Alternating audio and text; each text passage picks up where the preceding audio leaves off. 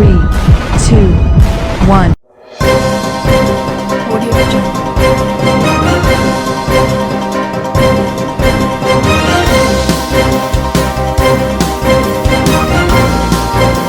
Audio Jungle. Audio Jungle.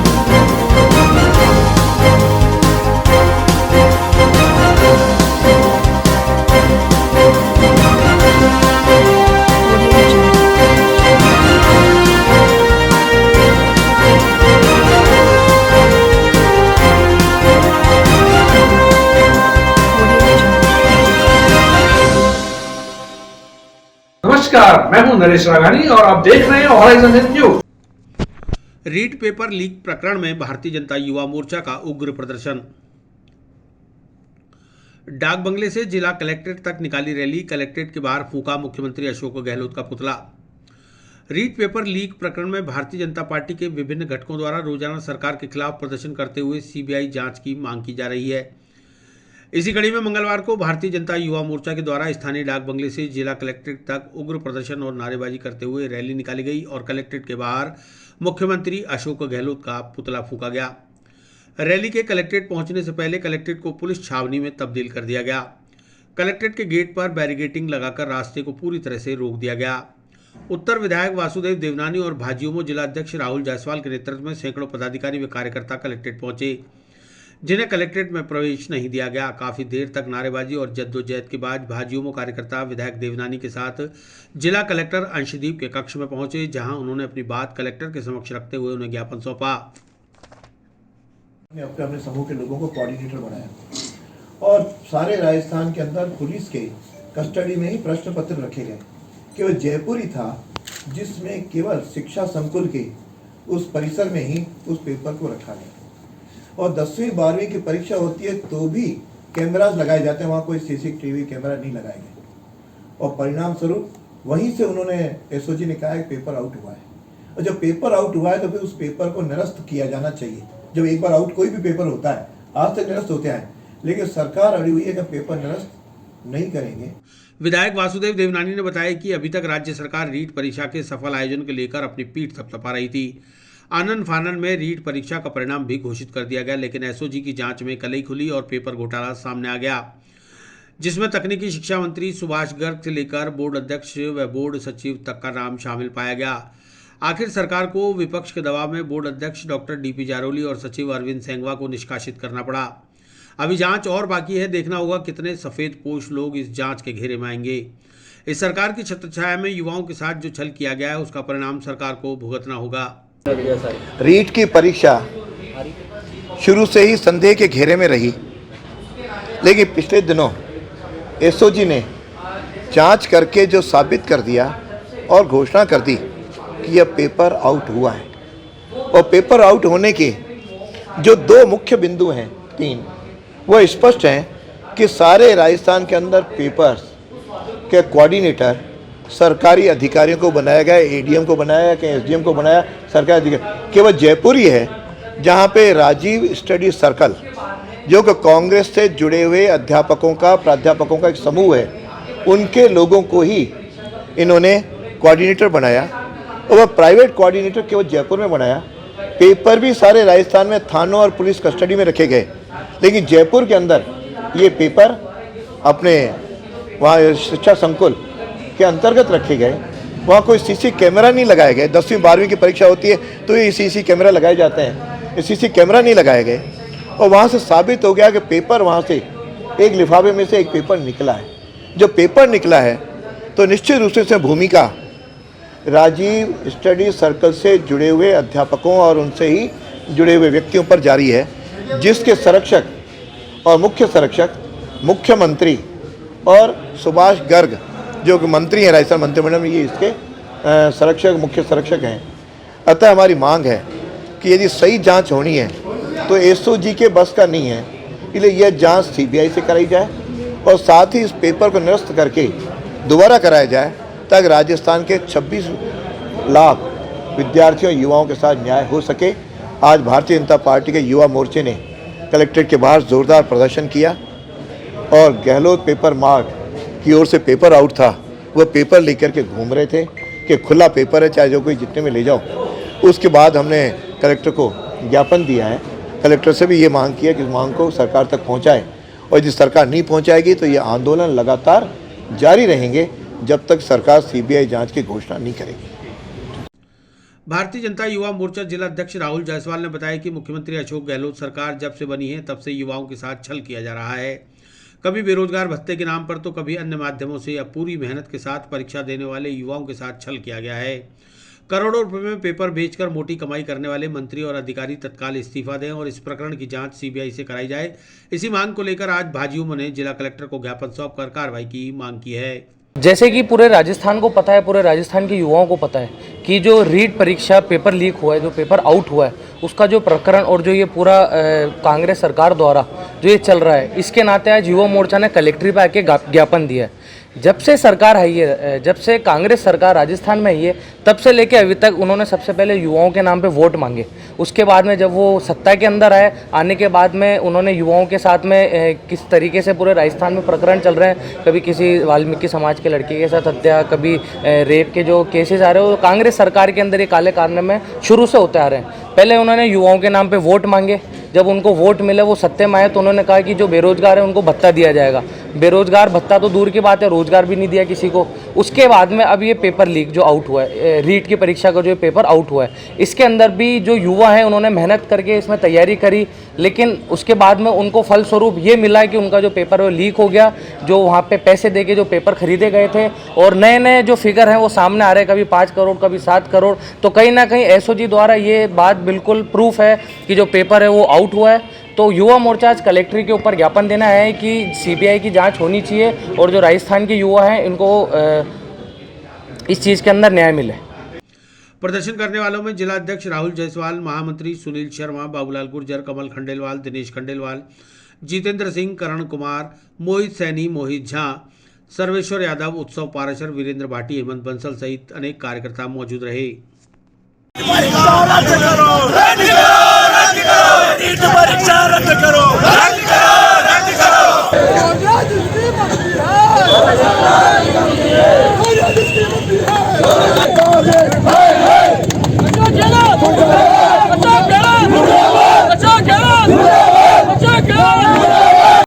तमाम अटकलों के बाद आरपीएससी के सदस्य जसवंत सिंह राठी को बनाया गया कार्यवाहक अध्यक्ष। कार्यवाहक अध्यक्ष जसवंत सिंह राठी ने संभाला पदभार, यूपीएससी पैटर्न पर काम करने का किया ऐलान। 14 अक्टूबर 2020 से आरपीएससी के सदस्य के तौर पर कामकाज संभालने वाले जसवंत सिंह राठी राजस्थान लोक सेवा आयोग के कार्यवाहक अध्यक्ष बनाए गए हैं। स्थायी आयोग अध्यक्ष की नियुक्ति नहीं होने पर जसवंत सिंह राठी को कार्यवाहक अध्यक्ष की कमान सौंपी गई है। शनिवार को पूर्व कार्यवाहक अध्यक्ष शिव सिंह राठौड़ का कार्यकाल पूरा होने के बाद से यह पद रिक्त चल रहा था, जिस पर सरकार द्वारा किसी स्थायी अध्यक्ष की नियुक्ति किए जाने की अटकलें लगाई जा रही थी। लेकिन मंगलवार को इन सभी अटकलों पर उस वक्त विराम लग गया जब आरपीएससी के सदस्य जसवंत सिंह राठी को राज्यपाल कलराज मिश्र की ओर से एक बार फिर कार्यवाहक अध्यक्ष बनाने का ऐलान किया गया। जसवंत सिंह भाटी के पदभार ग्रहण करने के दौरान आयोग सदस्यों व कार्मिकों ने बुके देकर उनका स्वागत किया। जसवंत सिंह राठी ने आरपीएससी प्रांगण में बने शिव मंदिर के अंदर विधिवत पूजा अर्चना करने के बाद पदभार ग्रहण किया।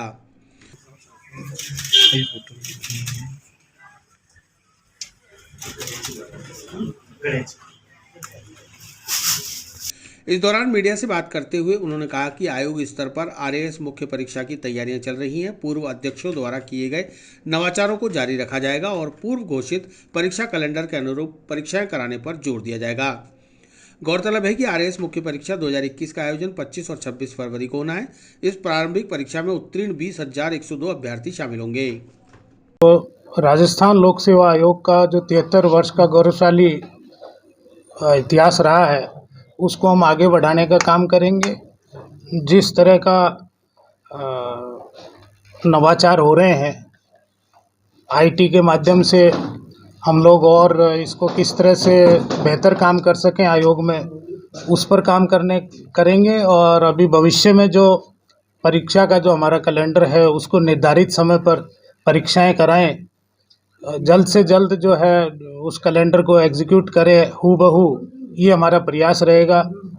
जिस तरह का विद्यार्थियों की बेरोजगारी की जो समस्या है वो, और योग्यता जो अर्जित करके जो लोग इंतज़ार कर रहे हैं कि भी उनको जल्दी से जल्दी नौकरियां मिले, तो आयोग के स्तर पर मैं समझता हूँ किसी भी प्रकार का डिले नहीं होगा और इस देश की जो सर्वोच्च संस्था है यूपीएससी, हमारा प्रयास रहेगा कि सबसे विश्वसनीय भी है, तो हमारा प्रयास रहेगा कि देश में सबसे पहले यूपीएससी पैटर्न को आरपीएससी में हम किस प्रकार से अडॉप्ट कर सकते हैं, उसके हम एक कमेटी हमारे माननीय सदस्य और अधिकारियों की बना के यूपीएससी को स्टडी करके और हूबहू यूपीएससी पैटर्न पर काम करने का काम करेंगे, जिससे कि जो भ्रम की स्थिति है वो कतई ना रहे और जो भी कैंडिडेट हैं उनको ये विश्वास हो कि हमारे साथ अन्याय नहीं होगा। और आयोग की तरफ से और यहाँ के अधिकारी कर्मचारियों की तरफ से हम ये आश्वस्त कर रहे हैं कि किसी भी अभ्यर्थी के साथ अन्याय नहीं होगा आयोग के स्तर पे। नहीं, अभी फिलहाल हम सब आयोग के सदस्य एफसी के माध्यम से तय करेंगे। तो अभी हमारी तैयारी पूरी है और संभवतः इन्हीं तारीखों पर जो हमने कैलेंडर जारी किया है, भविष्य की सभी परीक्षाएं उस कैलेंडर के हिसाब से करने का प्रयास करेंगे। कृष्ण पक्ष माघ मास की मौनी अमावस्या पर हजारों श्रद्धालुओं ने सरोवर में लगाई आस्था की डुबकी। मौनी अमावस्या पर मौन रहकर तीर्थ में स्नान कर किया दान पुण्य। धार्मिक नगरी पुष्कर में कृष्ण पक्ष में माघ मास की मौनी अमावस्या के दुर्लभ योग पर हजारों श्रद्धालुओं ने आस्था की डुबकी लगाकर अपने पूर्वजों को याद किया। मान्यता है कि माघ मास की अमावस्या अक्षय फल देने वाली होती है। मौनी अमावस्या पर मौन रहकर तीर्थ में स्नान दान पुण्य का अक्षय गुना फल महाभारत में बताया गया है। मौनी अमावस्या से द्वापर युग प्रारंभ का वर्णन भी है। जब भी यह संयोग होता है, श्रद्धालुओं का रेला पुष्कर में उमड़ पड़ता है। मौनी अमावस्या के चलते सुबह से ही सरोवर के 52 घाटों और बाजारों में मेले जैसा माहौल नजर आया। दूर दराज के क्षेत्रों से पहुंचे हजारों श्रद्धालुओं ने पुष्कर सरोवर में आस्था की डुबकी लगाकर अपने पूर्वजों के पिंडदान और तर्पण कर उनके निमित्त ब्राह्मणों को यथाशक्ति दान किया। विशेषकर सरोवर के मुख्य गौघाट, ब्रह्मघाट, रामघाट और प्रधान वराघाट पर हर तरफ वंशजों ने अपने पितरों की आत्मा शांति के लिए धार्मिक अनुष्ठान कर परिवार में खुशहाली की कामना की। विशेष बात यह रही कि जिन श्रद्धालुओं को अपने पूर्वजों की मृत्यु तिथि के बारे में पता नहीं था, उन्होंने भी मौनी अमावस्या का लाभ उठाया। तर्पण और पिंडदान के लिए हर वर्ग के लोगों में उत्साह देखा गया। गौरतलब है कि पद्म पुराण के अनुसार भगवान राम ने अपने पिता दशरथ का पिंडदान तीर्थ नगरी पुष्कर में ही किया था। इन्हीं मान्यताओं के चलते देश भर से हजारों श्रद्धालु तीर्थ नगरी पुष्कर में अपने पूर्वजों को तर्पण और पिंडदान करते हैं। जगन्नाथ शंख चक्र गजाधर अक्षय पुंडरीकाक्ष पितामह पितामही मोक्ष दो भगत। आज ऐसा है, कल सोमवती अमावस्या जो थी वो 2 बजे बाद में लगी, इसलिए आज कुछ अंश सोमवती का भी माना गया है तथा आज जो है ये मौनी अमावस्या कहलाती है। अर्थात आज के दिन मंगलवार भौमवती है, भौमवार भी है, मंगलवार है। तो आज का जो स्नान है वो मौनी अमावस्या का स्नान और सोमवती अमावस्या का स्नान, दोनों का ही स्नान का फल आज के दिन मनुष्य को तीर्थों में प्राप्त होता है।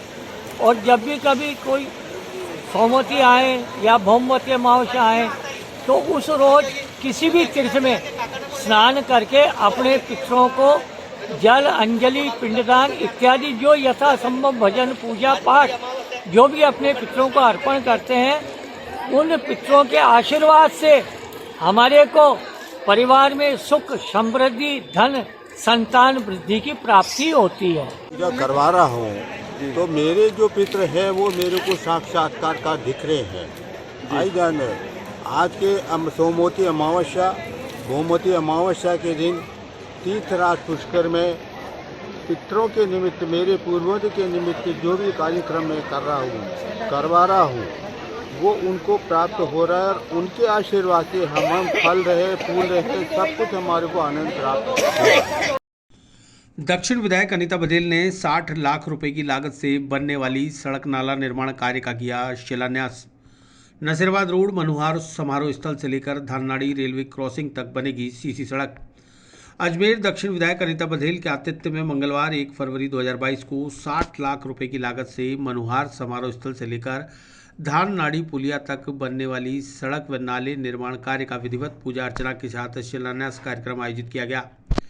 विधायक अनीता बघेल ने बताया कि यह सड़क सीमेंट और कंक्रीट की बनेगी, जो 3 वार्डों के लगभग 8000 से ज़्यादा लोगों के लिए मुख्य रूप से उपयोगी साबित होगी।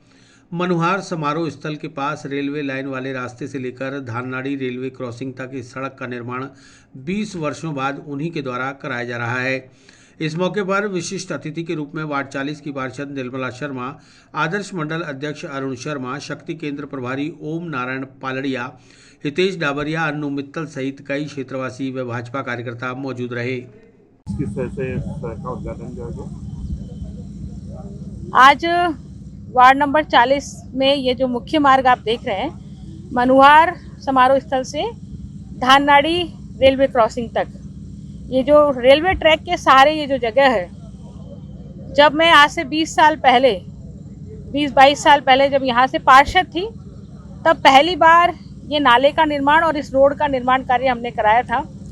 पहले हनुमान नगर से बाहर आने जाने के लिए सिर्फ बिहारीगंज का और श्रृंगार चौरी का ही एकमात्र मार्ग था।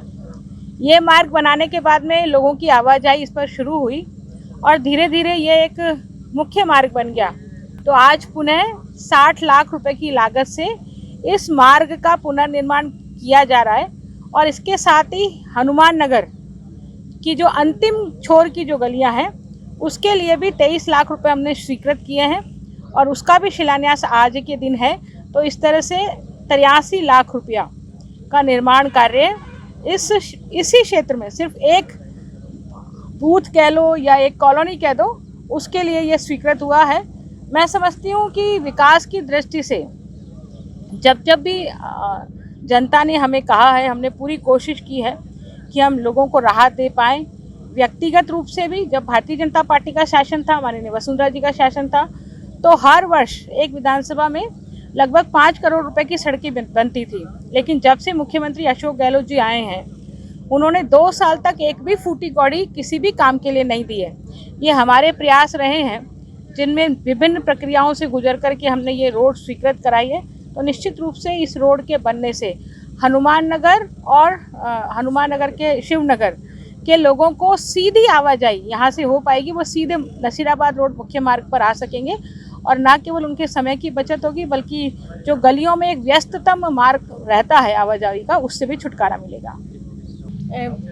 आज अनीता मैडम ने 60 लाख का बजट 60 लाख की बजट से मनोहर के पास में जो रोड है उसका उद्घाटन करा है। इससे बहुत से नागरिकों को सुविधा मिलेगी कि आने जाने की आवाजाही बहुत क्षतिग्रस्त थी, इसलिए तो यहाँ पे रोड बनाने का निर्णय लिया है मैडम ने। तो इससे क्या है, नागरिकों को बहुत राहत के साथ में कहीं भी आना जाना होएगा तो आसानी से आ जा सकते हैं। और यहाँ किस तरह के हालात हैं? यहाँ पे मतलब पहले यहाँ पे रोड अच्छी भी नहीं थी, आने गड्ढे वगैरह थे, आना जाने में बहुत दिक्कत आ रही थी सबको। तो अब इसमें नाले का और रोड का मैडम ने 60 लाख का जो बजट कराया है, उससे सब नागरिकों को राहत मिली। ख्वाजा गरीब नवाज के 810वें उर्स के दौरान 15 दिन के लिए देक का ठेका छूटा। दरगाह के खादिम सैयद अनस अली ने लिया 1 करोड़ 85 लाख रुपए में ठेका। ख्वाजा गरीब नवाज के 810वें सालाना उर्स के दौरान 15 दिनों के लिए दरगाह में रखी दोनों देगों का ठेका 1 करोड़ 85 लाख रुपए में दिया गया है। यह ठेका पिछले साल की तुलना में 22 लाख रुपए कम में दिया गया। इसकी वजह कोरोना संक्रमण को माना गया है। ठेका दरगाह के खादिम सैयद अनस अली ने लिया है। पिछले साल दोनों देगों का ठेका 2 करोड़ 7,07,786 रुपये में दिया गया था। दरगाह के खादिम सैयद लियाकत हुसैन मोतीवाला ने बताया कि इस बार ठेका सिर्फ उर्स के 15 दिनों के लिए छोड़ा गया है। इससे पूर्व उर्स का ठेका 25 दिनों के लिए छोड़ा जाता रहा है, जिसमें पुष्कर मेले के 10 दिन भी शामिल होते थे। लेकिन पिछले 2 साल से कोरोना महामारी की वजह से पुष्कर मेले के 10 दिन को इस ठेके में शामिल नहीं किया गया। गौरतलब है कि उर्स के दौरान बड़ी संख्या में दरगाह ज़ियारत के लिए आने वाले ज़ायरीन अपनी अकीदत का नजराना इन देगों में डालते हैं। इस तरह का हज़रत ख्वाजा मोइनुद्दीन चिश्ती का 810वां उर्स है, उस पर जो देगों का ठेका है कितने में छूटा है और कितने दिनों के लिए? बिस्मिल्लाहिर्रहमानिर्रहीम। ख्वाजा मोइनुद्दीन हसन चिश्ती सुम्मा अजमेरी का उर्स जो ये 810वां शुरू हुआ है, जो कि झंडे चढ़ने से ही इब्तिदा हो जाती है उर्स की। तो इस साल जो आपका सवाल है, देगों का ठेका जो छूटा है 1,85,00,000 रुपए में। और कितने दिनों के लिए छूटा है? ये 14 दिन का ठेका। अगर चांद 29 की संभावना बनती है कि चांद 29 होगा, तो उस हिसाब से क्या दोनों देगों का, छोटी और बड़ी दोनों देगों का? जी हाँ, छोटी और बड़ी दोनों देगों का ठेका है। और 9 रजब को ही रात को 12 बजे ये ठेका खत्म हो जाएगा।